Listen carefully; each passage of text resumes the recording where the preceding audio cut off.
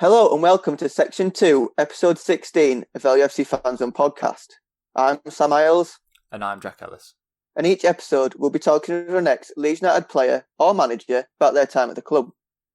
All of our episodes can be found on our LUFC Fan Zone YouTube channel, as well as Spotify and Apple Podcast. And last episode was on the first section of Episode 16 with David Haigh, where he spoke to us about negotiating on behalf of GFH to purchase Leeds United from Ken Bates, as well as speaking about the finances involved behind the deal, which involved investment from the Iranian Government. This section, David speaks to us about his attempt to purchase the club alongside Massimo Cellino in 2014, as well as the legal implications which followed, and his 22 months in a Dubai prison following his departure from Leeds United. It was believed that you and a consortium of other businessmen, one of which was Massimo Cellino, had attempted to purchase Leeds from GFH with the business name Sport Capital. What made you attempt to do that? Because at the time, GFH wouldn't have been in charge for Leeds very long. Well, basically everything that I've mentioned before. I was there as managing director, and all their attempts to bring investors in were not working for all sorts of various reasons. The club was in desperate need of investment to take it forward. It was clear that no sensible investor wanted to be alongside GFH in investment. People would either want to take all of it or have nothing to do with them. So, I was speaking to Andrew Flowers, who was from Enterprise Insurance, who was then the main shirt sponsor, but also had financed the club quite a lot with loans, and some of the other kind of people that supported the club in the past. And I said, look, we don't actually need to get that much funding together to be able to take it from them. And I'm sure that we can get good terms that we can pay it in certain amounts. We can bring proper investors in, because part of the problem in getting people in was them. If you want to bring in an investor for 20, 30%, et cetera, like for instance, anyone, they just didn't want to invest alongside GFH because of their reputation and because of lack of knowledge, and because at the end of the day, they're a bank and they wanted to make money. So I felt it was better to get them out of the picture, get a new group of people, people that were involved in the club, had been involved in the club, and then at that point try and bring the investors in, and you could have sensible conversations with them. And that was the aim. And then at the time, one of the people we approached and he agreed was Massimo, who was going to be about less than a third, because we knew about the issues that we might have problems with getting approved if it was more than that. Massimo obviously wanted more than that, and kind of the rest is history in a way, because behind our back, despite the fact that we had a contract, GFH did a deal with Massimo and breached our contract, and then that ensued all sorts of litigation and things like that. So that's how that started.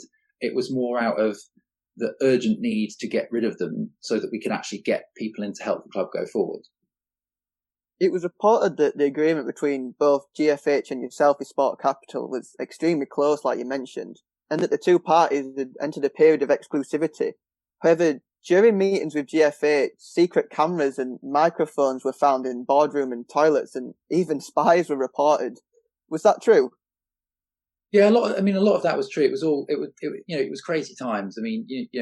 When GFH purchased the club, they hired what are called corporate intelligence, which is basically, as you quite rightly said, ex-spies that came in. I think one of them was pretending to be an accountant. And there was a period of time, when they entered everybody's offices and copied all their hard drives. It got ridiculous. That was the thing. Rather than just getting their heads down, focusing on getting investment, getting someone that knew about football recruitment, running a football club, focusing on the things that they needed to do, they were focusing all these paranoid peripheral nonsense, and tantrums and tiaras and everything like that. And it was literally like a circus. There would be literally one crazy thing after another, and there was no stability. So, like I said, that was why we decided, right, we've got to try and do something. We've got to try and this can't continue. For all sorts of reasons. So hence why we tried to put that together. The deal was actually done. The contract was signed. The first payment was paid. But basically, I won't go into too much detail with it because it ended up in litigation things. But Massimo always wanted more than the third that he was going to get with our consortium, and GFH, if they could increase their the money they were getting, which they ultimately did, then that's good for them. And like you just mentioned, the the deal was close, because on Friday, the 31st of January, a lot of events happened which seemed surreal for most Leeds fans, a day which is commonly known as Mad Friday. What can you remember about that day? Because it was when Massimo Cellino was getting chased around Ellen Road by supporters in a taxi, and McDermott was getting sacked and reinstated by various different people at the club. Yeah, it was crazy. I mean, at the time, I was managing director, but we had a CEO, a guy called Paul Hunt, and obviously Brian there as manager, and the director's still there, and obviously Salah as chairman. So we should have had a stable and decent level of people that should have prevented that from happening. I hadn't been on a holiday for a very, very long time, even for a few days. So, I decided to go away for literally a couple of days to Switzerland with some friends, because I thought it's quite near, I can get back quickly. Literally, up a mountain when I start to find out what's gone on. And it was kind of shock, because I was couldn't believe what was happening, because he wasn't the owner of the club. He had been, I think, misinformed by his lawyer that he was, and he had also got quite worried, I think, about certain things. And I don't know how on earth the lawyer could have told him that he owned the club when he clearly hadn't been improved. And then as quite right, started firing people. Paul Hunt was one of the people he fired, obviously. Players, managers, etc. And then you had Ross McCormack on Sky. It was just crazy. So I'm desperately trying to get back as quickly as possible. So I just literally left Switzerland and went straight to the airport. And then my phone starts going crazy from people trying to contact me. I'm trying to make phone calls to go out. And it was just crazy. And then ultimately managed to get back to Leeds and sort it out. I got Brian back fairly quickly.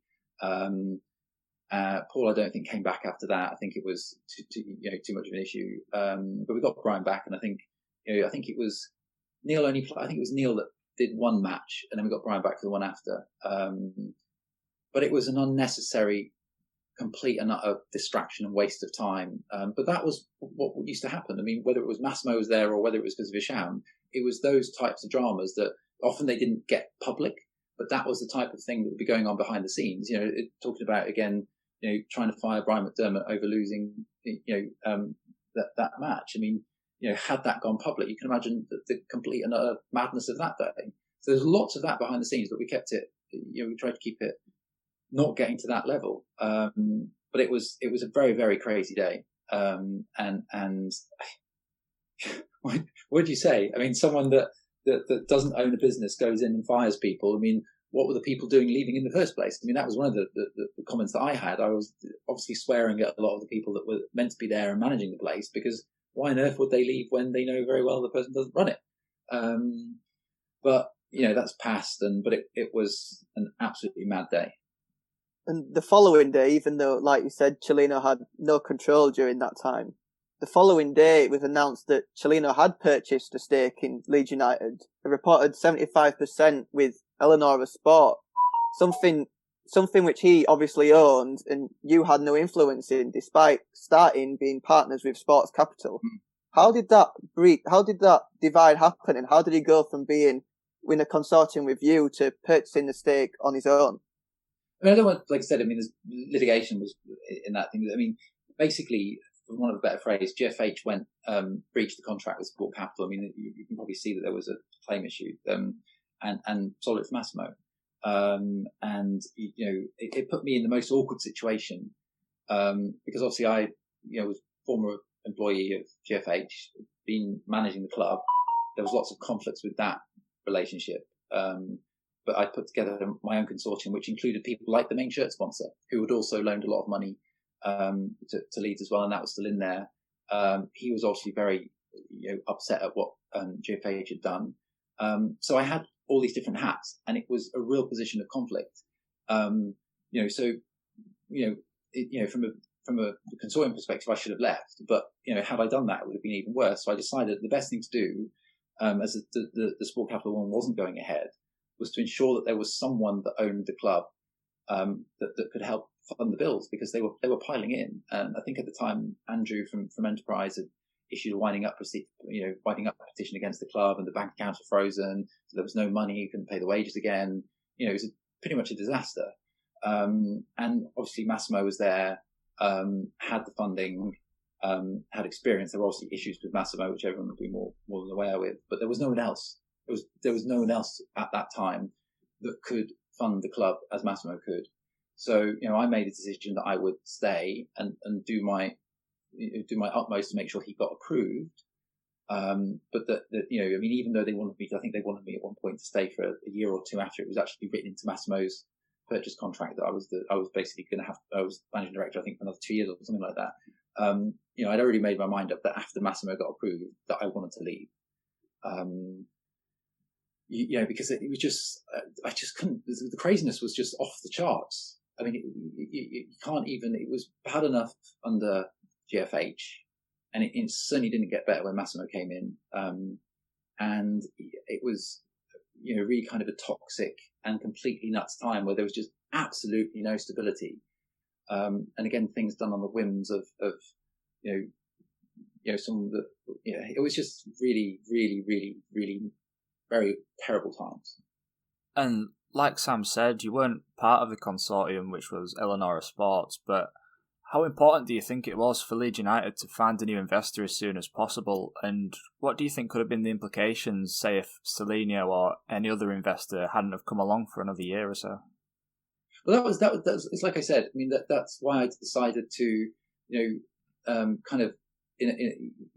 stay, because there was no one else. There were all these kind of so-called investors at the time that managed, got lots of publicity and pretended they were really interested in the club and got ex-football players and, we're going to buy the club. It's going to be great for Leeds. They got, I can't remember the name, but, they got the guy that was the head of, kind of Leeds tourism on board and stuff like that. But they didn't have any money.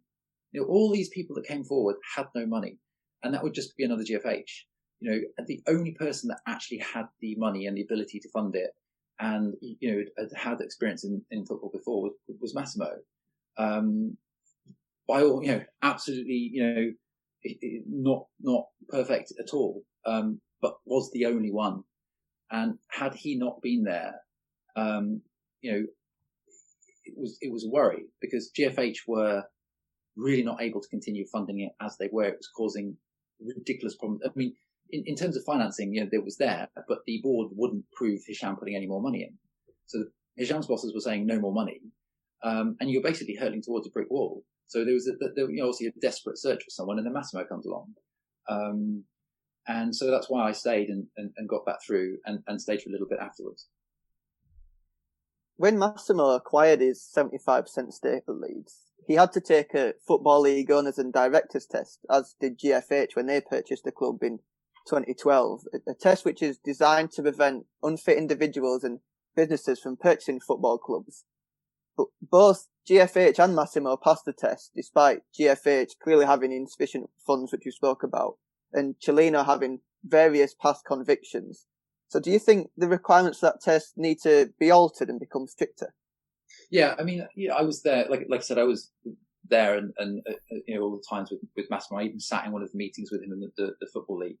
And, for me, from my own experience, but also what we see, around football today, and you look at, for instance, Newcastle, that was about to be purchased by, an entity owned by the Crown Prince of Saudi, who, as we all know, recently gave instructions to chop up a journalist in the Saudi embassy and various other human rights abuses. We see, Derby County now again looking like it's going to be owned by the UAE. They've been improved.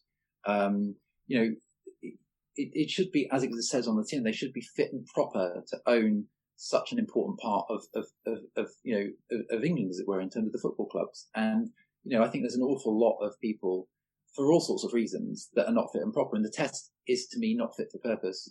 And we talked about inclusivity earlier on, and I just touched on the UAE and Derby County. But if you look at Man City, for instance, how can it be fit and proper that a club can be owned by a country that has the death sentence for being gay? If you're a gay football player in Man City and your owners literally run a country and have the death sentence for being gay, I mean, they don't use the death sentence, but it's there. How are you going to feel if you wanted to come out? What kind of message does that send if we're saying that these people are fit and proper to run our, the football in England, which is in such a special place in many people's hearts? That's not fit and proper. And that's just if you look at that element. You don't look at the financial element or the criminal conviction element. So the fact that those types of people can get through because they have lots of money, they can pay for expensive lawyers, it's not fit and proper. And that's something that I think needs, huge kind of overhaul. And it's something that, we've written to, the FA and the Football League about.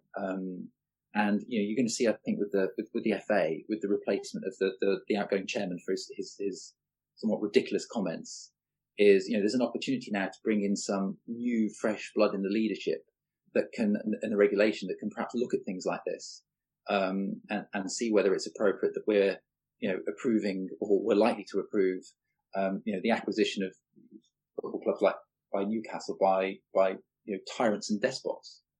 And despite your failure to purchase Leeds, you ended up staying at the club as managing director for the early stages of Solinio's tenure, when it was confirmed that he would be buying the club, but it wasn't ratified at the time.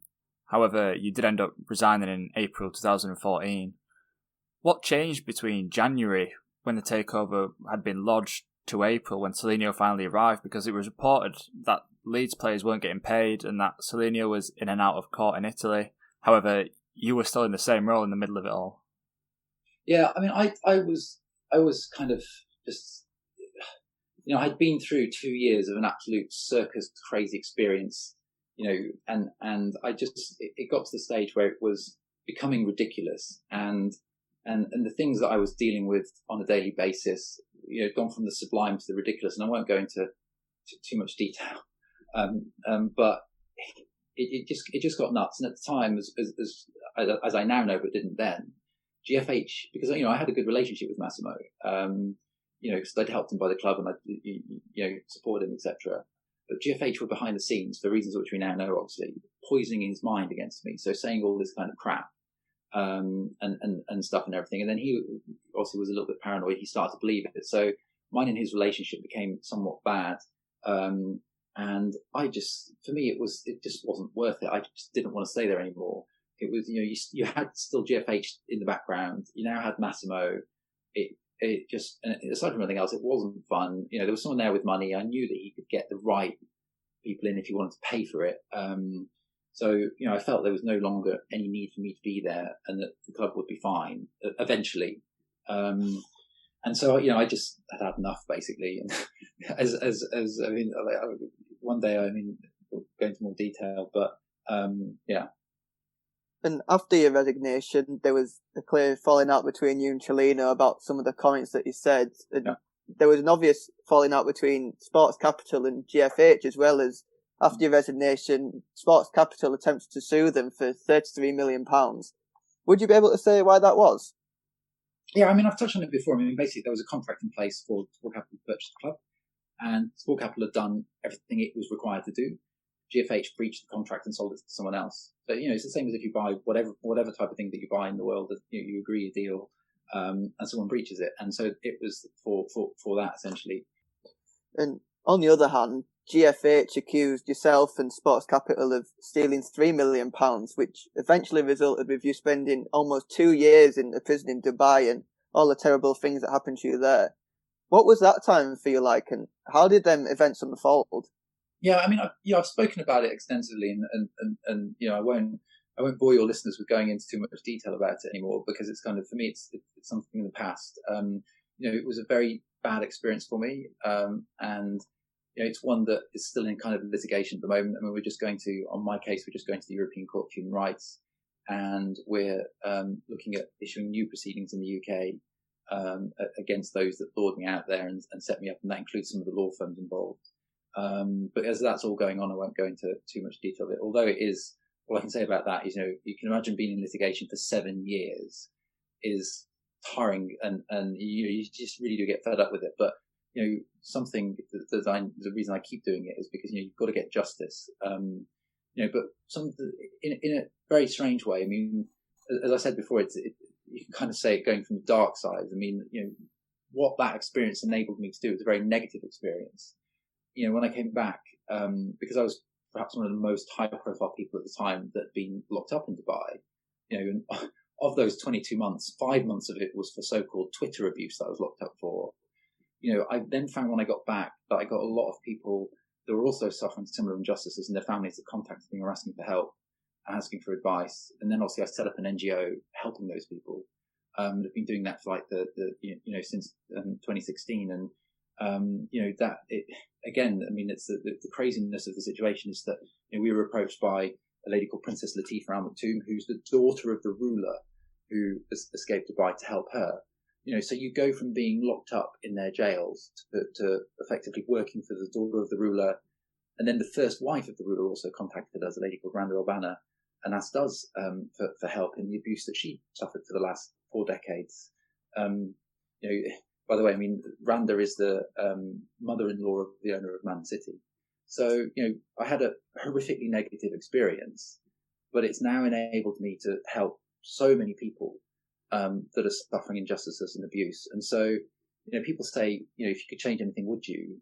And as weird as it sounds to have gone through that horrible experience, the fact that I can really now help people, and I've literally managed to get people out of jail home and safe, that kind of makes it all worthwhile. Absolutely. And although you had left Leeds, GFH still had a 25% stake in Leeds at the time, with Solinio being the majority stakeholder with 75%. However, despite Solinio publicly stating that he was going to buy back Thorpe Arch and buy back Ellen Road, he never did. And obviously you can't really speak for him on his behalf for not doing that. However, do you think it had something to do with GFH's continued involvement in the club? I mean, like when I was there, like I said, I mean, it was impossible. I think Massimo was the only one that would get into bed with Leeds. No one else would. And I remember very well, effectively you told me, I mean, and you wouldn't, had Massimo himself funded the purchase of, the training ground, then, and the stadium, then GFH would have had 25% of that. So why would you? He wanted to get rid of them first to purchase it, because they weren't prepared to put money up, and that was always the problem. So I remember that very well, and no one else would. You're not going to go and pay someone else's bills for them, are you? And plus, if you'd done that, it would have made their 25% worth so much more. And then ultimately, when he wanted to get rid of them, he'd have had to pay more money to them for increasing the value of their investment by buying the ground. So it was, why would he? It's a no-brainer. And it would have also been a dangerous move because they are real estate investors, and then they would have had the real estate to look at. So, it was very, very, would have been a very silly thing to do. So I understood that. But that for me, as I mentioned before, was always one of the things that I thought was absolutely crazy. You had a real estate investor from the Gulf who had the perfect real estate investment opportunity, particularly when the option was there for Ellen Road, when you could have purchased the stadium for a significantly reduced price on what it was actually worth. Yet instead of doing that, they go and pay 11-12 million pound for a posh flat in London at the same time. Craziness. And Leeds' current owner is, of course, Andrea Radrizzani, and he purchased 100% of Leeds in May 2017, which forced Cellino to buy out GFH's stake of 25% to make the deal easier, meaning that after 6 years, GFH finally had no longer involvement with the club. And obviously, once again, of course, you can't speak on behalf of Leeds, but how important do you think it was for the club to get them out and find investors who could progress the club without them lurking in the background? I think it was critical. I mean, even from my own experience, no one wanted, people either wanted to own all of it, but no one wanted to be alongside them because they've got a bad reputation, but B, just from looking at the fact of what they did when they were there, and their ethics, their morals, even their lack of experience in terms of business running a club, things like that. It was just madness. So if you're an investor that wants to take things forward, that wants to improve the club, but also the value of your investment, why would you want to sit alongside, excuse my French, but a bunch of plonkers? So I saw it. I saw many times we would get people that were interested in the club, many times, and all of them didn't want to deal with GFH. For all the reasons that I've mentioned. And that's why we ultimately decided to try and put this together as a consortium to get rid of them, to then bring other people in. And so, I think it's obviously great that the new owner has got the club and taken it forward as it's happened. That's fantastic. That would have never happened if you'd had GFH lurking in the background. And obviously, the events of Leeds United during that period was almost fully down to GFH because of their, like we mentioned, lack of finances and everything else what we spoke of. But do you feel any responsibility at all for bringing in GFH to the picture at Leeds? I mean, obviously, yeah, of course, in terms of responsibility, I'm the one that did the negotiations. At the time, I was also led to believe, being an English person with having family from Leeds, I was not about to bring in someone that was going to screw over one of the biggest football clubs in the world. So, I was kind of hoodwinked into believing there were real people behind the scenes and that this would be done. And of course, no, we wouldn't be doing this if we didn't have real people, etc. But it became clear to me that wasn't the case after I was there. So, of course I brought them in. But then, I think everyone, in Leeds history has an important part to play. Even from Ken, I mean, GFH period wasn't great, but they bought the club from Ken. They took it, they kept it. I don't want to even say steady, but they kept it existing, for a period of time, and then obviously brought in Massimo, who then passed it on to the new owner. So it's obviously gone through a cathartic journey, but each of those people have obviously got roles to play. So of course I'm responsible for bringing in GFH, but hopefully I'm also responsible for getting rid of them, which is one of the things that was very keen to me that I needed to do by getting a new owner in, even if it was someone like Massimo.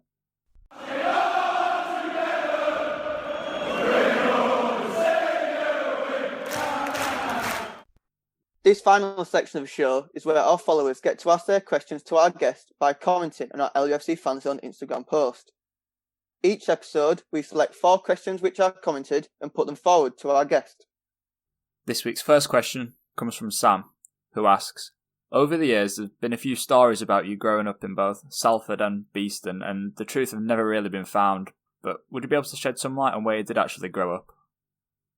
Yeah, I mean, I think a lot of things happens with press and fans and things like that things get twisted, and often you get press writing stories that completely untrue. I mean, effectively, I was born in Salford, in Manchester, never lived there. My parents basically were from Leeds, as were their family, and I grew up in Leeds, but I was very, very, very tiny.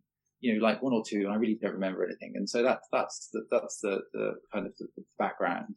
And then it's been misreported in so many places. I mean, I've been called things like Eastern Dave and then Man United scum and all this kind of thing. But that's the situation. And like I said, sometimes you get, kind of journalists that kind of misreport things and whatnot. But yeah. This week's second question comes from Freddie, who asks, when it was rumoured that GFH were in talks to buy Leeds, you did an interview stating that Leeds were similar to Pamela Anderson, stating that they're in great shape, had great assets, and had a great future ahead. And it was also reported that she was close to visiting Ellen Road for a PR stunt. Was that ever true? And how did the link between Pamela Anderson and Leeds come about? Yeah, no, I did say that. I think I was talking to a Sun reporter, and from memory, I think it was a Sun, and they were asking me, why GFH looked to them, why Leeds and things like that. And I'd said other comments as well. And then I just kind of, I'm a big, coming from the 80s, I'm a big kind of Pamela Anderson fan, Baywatch and all that. And for whatever reason, Pamela Anderson was in my head at that time, and it just kind of came out, and I just thought they would never get reported. And it obviously got picked up. It's a perfect tabloid comment, and it kind of went viral after a while. I mean, I remember they did some sports shows when they were like asking people, what football club is your actress or your this, and obviously that was good because it got positive publicity for the club. Nice publicity for Pamela Anderson as well. And I thought that was so it worked out to be quite a good story. And then at the time there were moves underfoot for her to come and visit the club, because of that, which again would have been nice. It's positive energy, it's something nice. But it was scuppered by the Islamic Bank in Bahrain on the grounds of you can't possibly do that, blah blah blah blah blah. But which was a shame because it would have been one of my dream come true for me to meet Pamela. Next up is Emma, who asks, given that you understandably feel very strongly about inclusivity, especially within the Middle East and Asia, as your current campaigns show, what were your feelings about Leeds United touring Myanmar in 2018, which was a clear PR stunt to increase Leeds' brand in Myanmar and Asia, a country which is well renowned for having poor human rights and ethnic cleansing records? I think there's several ways that you can deal with visiting or doing business with countries that have poor human rights records. There's an awful lot of countries around the world that have a very poor human rights record. Some people could even argue at some points in England the way that we respect human rights is not as it should be. You look at Julian Assange, for instance. People would argue that Britain abuses human rights, but let's focus on the real despotic regimes like the UAE, and you look at somewhere like Brunei, for instance. Brunei also owns hotels like the Dorchester, etc., etc. You can boycott them and put them out in the cold and be like, go over there, we're not going to talk to you, and you carry on being tyrannical and despotic, and we're not going to engage with you at all. In a similar way to what America used to do with North Korea. Is that going to improve the situation, or is that going to make it worse if you isolate these people? Or another way that you can move forward is that you can engage with them and try and educate them of the need to improve and change.